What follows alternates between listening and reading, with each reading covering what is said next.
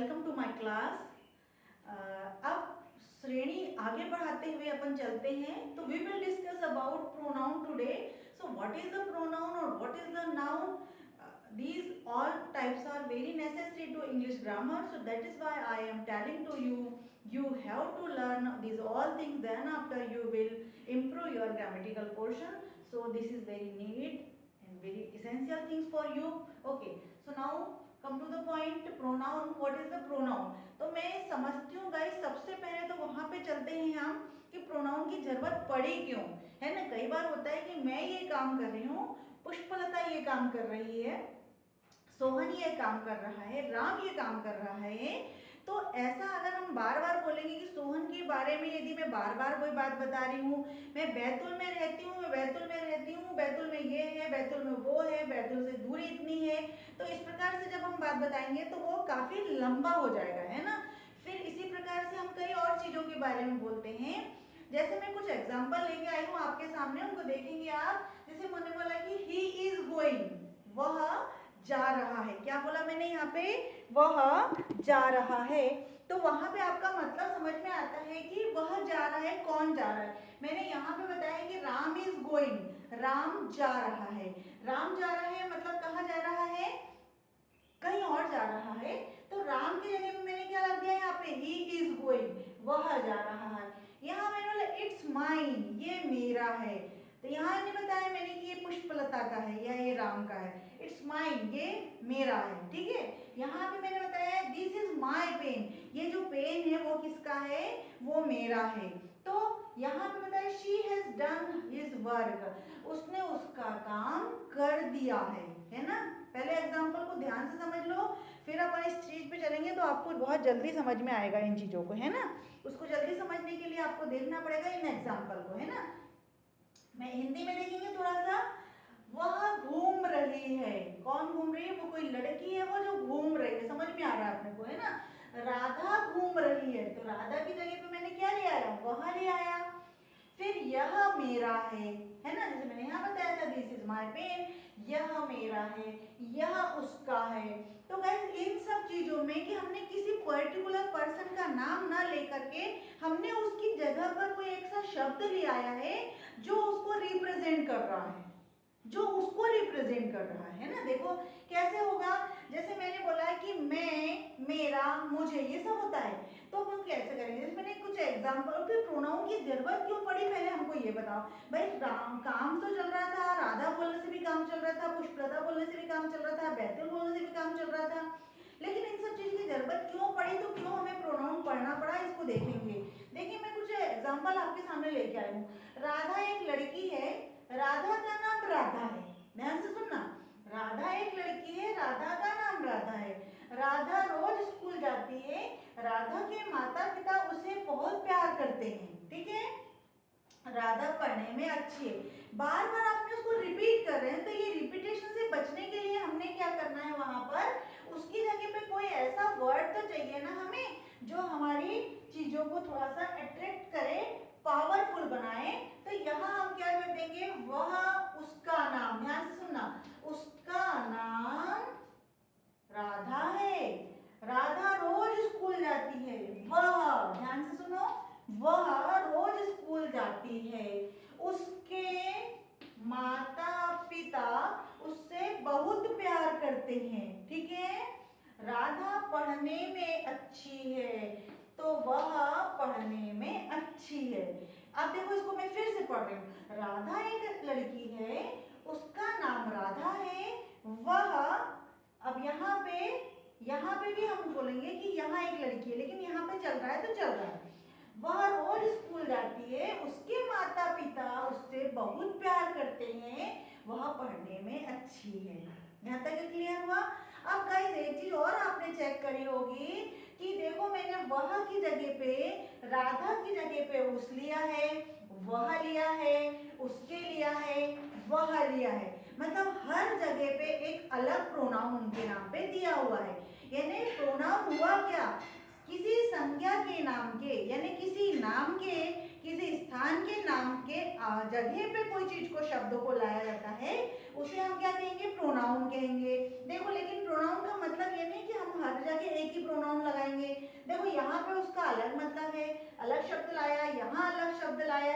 यहाँ अलग शब्द लाया, यहाँ अलग शब्द लाया, है ना। इसका मतलब एक ही प्रोनाउन के कई अर्थ हो सकते हैं ना भाई। वो लड़की अकेली है लेकिन उसके हम कितने सारे प्रोनाउन ले रहे हैं उसकी जगह पे ना। कोई लड़का है उसके अलग प्रोनाउन हो सकते हैं, कोई बहुत सारे लोग हो सकते हैं उनकी जगह पे हम अलग प्रोनाउन यूज कर सकते हैं। अब हम एक एग्जांपल और लेंगे, इसी का हम थोड़ा सा डुप्लीकेट समझ लो इसको ना। राधा इज अ गर्ल, वहां पे भी था, मैंने यहाँ पे बोला कि हर नेम इज, यहाँ लिखा था ना हर नेम इज राधा, उसका नाम राधा है। शी गोज टू, यहाँ देखो यहाँ पे मैंने क्या लिखा, शी गोज टू स्कूल, वो स्कूल रोज जाती है डेली। राधा's पेरेंट्स लव्स हर मच, उसके पापा, उस राधा के पापा, यहाँ मैं राधा नहीं बोलूंगी तो मैं लगा दूंगी हर फादर, हर पेरेंट्स लव हर मच, यहाँ पे मैंने हर लिख दिया, उसे बहुत प्यार करते हैं, हर में उसको बहुत प्यार करते हैं। She is good at study, वो पढ़ाई में अच्छी है, ठीक है। यहाँ पे शी ले आया, यहाँ हर ले आया, यहाँ सी ले आया, यहाँ हर ले आया, यहाँ हर ले आया, तो हर्ष पेरेंट्स, हर्ष पेरेंट्स उसके पापा हैं, ठीक है। या फिर हर पेरेंट्स कर दिए उसके पिताजी, यहाँ पे उसके ले लिए। तो ये इसका मतलब यहाँ पे भी हम बदल सकते हैं प्रोनाउन में, एक ही व्यक्ति के स्थान पे हम डिफरेंट टाइप्स के प्रोनाउन ला सकते हैं, बिल्कुल ला सकते हैं। अब हम कैसे लेंगे उसको देखेंगे। तो ये बताओ मेरे को कि मैंने इन सब को हटाने पे कुछ फायदा हुआ क्या? कुछ फायदा हुआ हो तो ही अपन प्रोनाउन लगाएंगे, नहीं तो नहीं लगाएंगे, पर हुआ है ना। इसका मतलब जो प्रोनाउन लगता है वो बिल्कुल सही लगता है और इसको पढ़ना भी उतना ही जरूरी है जितना हमको नाउन को पढ़ना जरूरी था। है मजेदार थिंग्स। अब हम इसकी डेफिनेशन पढ़ेंगे।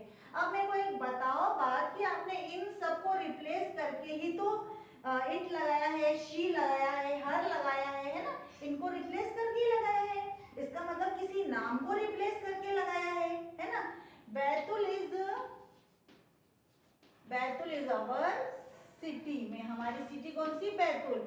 यह हमारी सिटी है, यह हमारा नगर है, नगर है। देखो मैंने यहाँ अवर लिया है, बैतुल की जगह पे मैंने यह ले आया है ना। इसका मतलब किसी स्थान की जगह पे भी तो बदल सकते हैं अपन। तो डेफिनेटली कोई स्थान हो सकता है, कोई व्यक्ति का नाम हो सकता है, कोई वस्तु का नाम हो सकता है। इनको रिप्लेस करके, इनकी जगह पे इनको अवॉइड करके कोई चीज का शब्द लगाया जाता है लेकिन उसका मीनिंग भी निकलता है, उसे हम प्रोनाउन कहते हैं, ठीक है। अब इंग्लिश में डेफिनेशन देख लेंगे। Pronoun is a word, pronoun क्या है? एक वर्ड है, यूज्ड इंस्टेड ऑफ नाउन। किसकी जगह पे? नाउन की जगह पे लिया जाता है। क्यों लाया जाता है? To avoid its repetition, to avoid its repetition. बोला था ना कि बार बार हम रिपीट कर रहे हैं उनके नाम को, इससे रिपीटेशन से बचने के लिए हम क्या कर रहे हैं? उसको ला रहे हैं, किसको? प्रोनाउन को। तो ये तो हमारी डेफिनेशन हो गई। राधा इज अ गर्ल, तो शी लिया है, शी इज अ गर्ल, ठीक है। यहाँ तक ये क्लियर हो गया हो तो अपन आगे की चीजें पढ़ें। चलो अब गाइस ऐसा भी नहीं होता है कि मैं अकेले अपने नाम को बदल दूं, उसके भी नाम को बदलना, जगह पे लाना पड़ेगा, उनके नाम की भी जगह पे लाना पड़ेगा, कोई जगह है उनके नाम पे भी लाना पड़ेगा। तो इनको हम कैसे बदलेंगे? देखो यहाँ पे कुछ वर्ड लिखे हैं मैंने, आई, यू, ही, शी, दे, है ना। वैसे इनको सबको सब्जेक्ट कहते हैं क्योंकि हम इन्हीं के बारे में बात करते हैं हमेशा। तो आगे मैं पढ़ाऊंगी कि इसको हम सब्जेक्ट में कैसे यूज करेंगे। पहले इनका मीनिंग समझ लेते हैं कि इनका मीनिंग कहाँ कहाँ कैसा हो सकता है। इसका मीनिंग मैं भी हो सकता है, मेरा भी हो सकता है और मुझे भी हो सकता है। ध्यान से सुन रहे हो? मैं भी हो सकता है, मेरा भी हो सकता है और मुझे भी हो सकता है, ठीक है। यू का मीनिंग तुम भी हो सकता है और तुम्हारा भी हो सकता है। ही का मतलब वह भी हो सकता है, उसका भी हो सकता, उसके भी हो सकता है और उसने भी हो सकता है, ठीक है। शी का मीनिंग वह भी हो सकता है, उसने भी हो सकता है, उसके भी हो सकते हैं। दे का मीनिंग वे भी हो सकता है, उनके भी हो सकता है। वी का मीनिंग हम भी हो सकता है और हमारे भी हो सकता है ना, ठीक है। फिर यहाँ पे तो आपको मीनिंग समझाया मैंने, लेकिन ये भी तो बताया कि यदि मैं अपने बारे में बात कर रही हूँ तो मैं हमारे बारे में भी तो बात करूंगी ना कभी। तो जो मैं और हम हुए वो हम उगाते हैं, हिंदी हो चाहे इंग्लिश हो, आई और वी हुए वो हम फर्स्ट पर्सन होते हैं, क्योंकि हम पहले हमारे ही बारे में बताएंगे, ठीक है, तो हम फर्स्ट पर्सन हो जाएंगे, ठीक है ना। तो ये आई और जो वी है, ये देखो मैंने दोनों को लिखा, आई और जो व्यू है, वी है, वो फर्स्ट पर्सन हो गए। लेकिन हम किससे बोलेंगे, तुमसे बोलेंगे, उनसे बोलेंगे ना, तो ये भी तो कोई पर्सन होगा। तो मेरा कनेक्शन डायरेक्ट किससे हो गया, तुमसे हो गया, पहले तो तुमसे हुआ, तो तुम कौन हो गए, यू हो गए, यू हो गया मतलब ये सेकंड पर्सन हो गया, कौन हो गया, ये सेकंड पर्सन हो गया। लेकिन ये भी हो सकता है कि मैं तुमसे ना बता करके तुम्हें किसी और के बारे में बता रही हूँ, मतलब कोई ऐसा बंदा है जो तीसरा है, जो थर्ड पर्सन है, तो चाहे वो ही हो सकता है, वो शी हो सकती है, वह वे हो सकती है ना, तो ये ही और शी भी क्या हो गए, ये थर्ड पर्सन में आ गए। देखो यहाँ पे मैंने लिख दिया थर्ड पर्सन, ठीक है। तो प्रोनाउन को पढ़ने के लिए हमें इन सब चीजों का नॉलेज होना जरूरी है। तो गाइस मुझे ऐसा लगता है इन सब की जानकारी आपको हो चुकी है, first person, second person, third person, इनके मीनिंग की, और ये प्रोनाउन यूज क्यों कर रहे हैं, तो इसको आप नोट डाउन करो।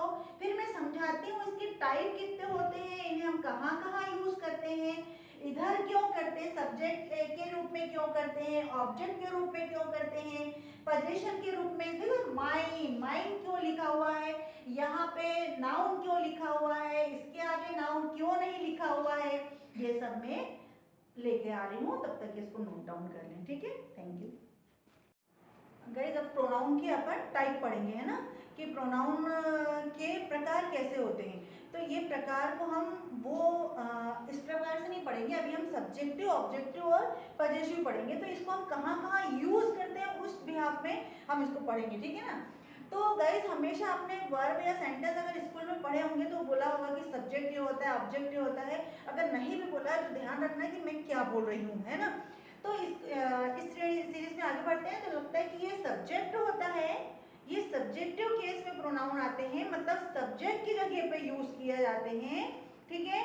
पहले तो ये समझ में आया कि सेंटेंस था अपना, सेंटेंस अपन पढ़ चुके हैं, तो जिस सेंटेंस में हम जिनके बारे में बात करते रहते हैं वो क्या हो जाते हैं, सब्जेक्ट, और जिनके बारे में बताया जाता है कि भाई ये उसने जिसका काम का असर जिसके ऊपर पड़ता था, उसके ऊपर कोई चीज का असर पड़ता है, वहां पर उसको ऑब्जेक्ट होता है ना। तो यहाँ पे भी नाउन और प्रोनाउन का यूज करते हैं। तो सब्जेक्टिव प्रोनाउन तो बहुत इजी है, एक बार अपन पढ़ेंगे तो समझ में आ जाएगा। चलेंगे देखेंगे एक बार, I, you, he, she, it, we. अक्सर हम बोलते हैं ना कि ये मैं हूँ, मैं पुष्पलता हूँ, तुम राघव हो, तुम वह सीता है, वह राम है, इस प्रकार से बोल रहे हैं ना। तो इसका मतलब ये जो इसके बारे में हम बता रहे हैं वो सब्जेक्टिव प्रोनाउन हो जाएंगे, है ना, क्योंकि वो इस तरफ लिखे रहते हैं। और अक्सर आपने देखा होगा कि अगर हम एक कोई सेंटेंस लिख रहे हैं, सपोज यहाँ एक सेंटेंस लिख रहे हैं, तो जो लेफ्ट हैंड साइड में होता है तो उसके बारे में तो सब बताते हैं, एक ट्रिक है एक प्रकार से ये, कि इसी के बारे में बताया तो ये एक आपका प्रोनाउन हो जाएगा, ठीक है ना, जिसको हम पर्सनल प्रोनाउन भी कहते हैं। जैसे अपन बताया था कि मैं, और भी होता है प्रथम first person, you second person, तो इन्हें हम अपने पर्सन के बारे में बता रहे हैं, मैं अपना पर्सनली बता रही हूँ, वो उसका पर्सनली बता रही है, वो उसका पर्सनल बता रहा है ना, तो इसको वो पर्सनल नाउन भी कहते हैं, ठीक है। अब एग्जांपल में देखेंगे तो ज़्यादा अच्छे से क्लियर हो जाएगा। कैसे, अब देखो दे भी था यहाँ पे, मैंने एक सेंटेंस लिखा है राम इज अ बॉय, ठीक है भाई, राम इज अ बॉय, लेकिन अगर मैंने राम का देखा जाए तो ये राम क्या था यहाँ पे, नाउन। तो नाउन होने के बाद में अगर मैं इसको इस प्रकार से लिखती हूँ, he is a boy, he is a boy, मतलब राम की जगह पे मैंने क्या लाया, ही इज अ बॉय, तो ये इसके बारे में ही बता रहा ना कि बॉय तो है, लेकिन यहाँ पे भी वो बॉय के बारे में बता रहा है, तो वह एक लड़का है बता रहा है, तो इसकी जगह पे लाया था, इसलिए ये सब्जेक्टिव प्रोनाउन। अब चूंकि इसका इस पे असर पड़ रहा है कि इसके बारे में ये बता रहा है कि वह एक लड़का है, तो ये सब्जेक्टिव प्रोनाउन हुआ, ठीक है गाइस। नेक्स्ट देखिए, आई एम श्रीमती पुष्पलता, मैं पुष्पलता हूँ, तो लेकिन अगर मुझे नहीं बोला है कि भाई ठीक है मुझे अपने बारे में बताना, तो आई एम श्रीमती, तो मैंने मेरे नाम की जगह पे क्या लिख दिया, आई, कि भाई मैं हूँ, कौन हूँ मैं, पुष्पलता हूँ, ठीक है। यू आर सीता, तुम कौन हो, सीता हो, तो सीता तो हो, लेकिन यहाँ पे प्रोनाउन कहाँ आ गया, सब्जेक्टिव आ गया। अगर हम इसको यहाँ पे सीता को भी लिखते हैं, सीता इज अ गर्ल, ये भी लिख सकते थे, लेकिन अपन ने बताया कि सीता, यू आर बोलते क्या, नहीं ना, तो अपन यहाँ पे इसको यू आर सीता लेंगे, तुम सीता हो, तुम्हारे लिए, सीता के लिए तुम आया है ना, ठीक है। ही इज राकेश, यहाँ पे ही किसके लिए आया, राकेश के लिए आया, कि वह राकेश है। हाँ, हम ऐसा भी बोल सकते थे कि राकेश है, ठीक है ना, लेकिन हमने उसको बोला कि वह राकेश है, कि इसके बारे में बताया कि इसका नाम राकेश है, ठीक है। She is Reena, she is Reema, वह रीमा है, वह लड़की है। देखो यहाँ पे थोड़ा सा चेंज देखेंगे, ये लड़का था इसलिए यहाँ पे क्या आया, ही, ये लड़की है इसलिए यहाँ पे क्या आया, शी।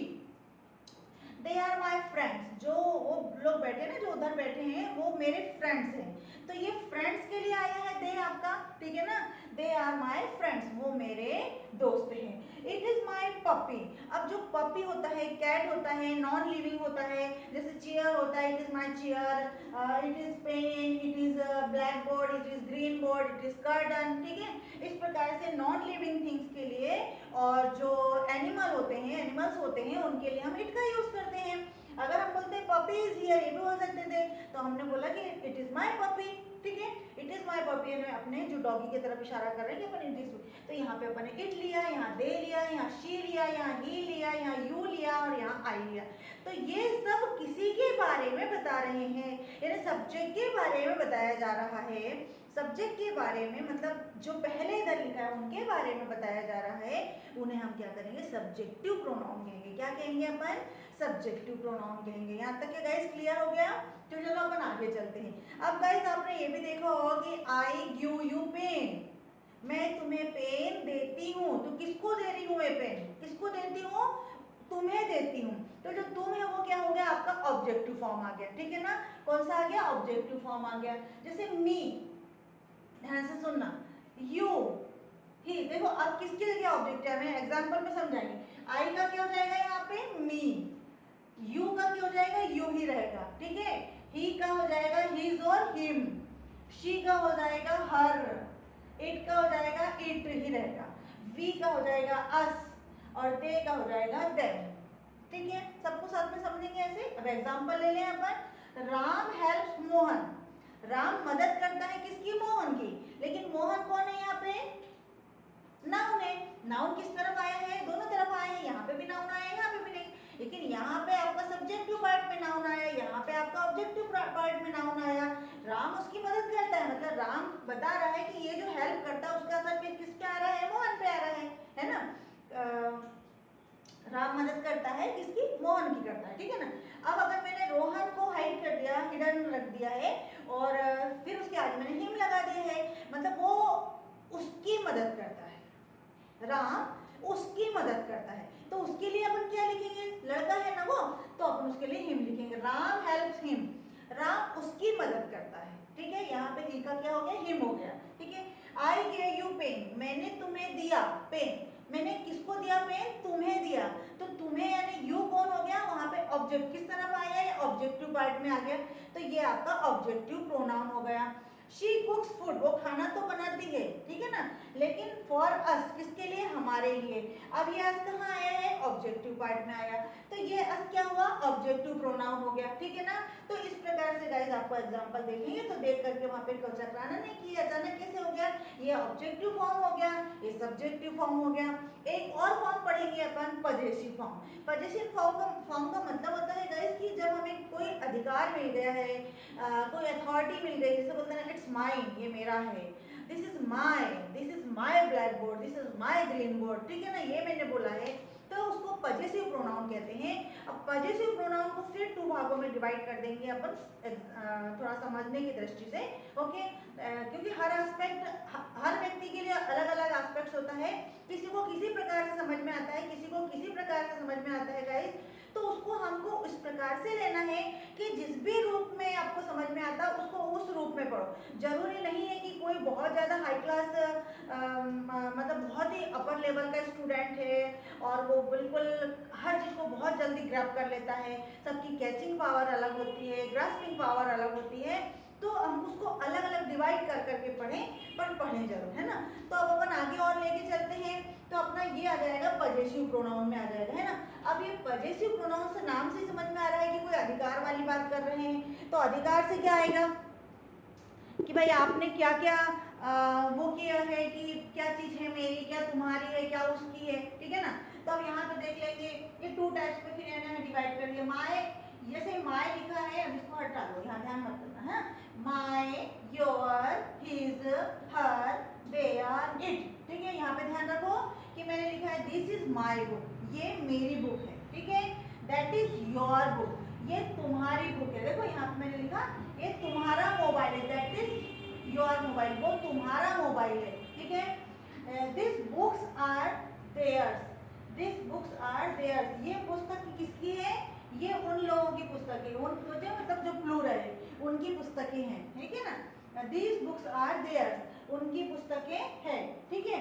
चले, तो यहाँ पे आपने गाइस एक चीज दिया होगा कि एक जो पोजेशन वाला प्रोनाउन है, जैसे माय हुआ, योर्स हुआ, हिज हुआ, हर हुआ, इनके बाद में मैंने नाउन भी लिखा है, प्लस नाउन करके। तो इसका जो पार्ट 1 फॉर्म है उसमें आपका नाउन होता है, ठीक है ना।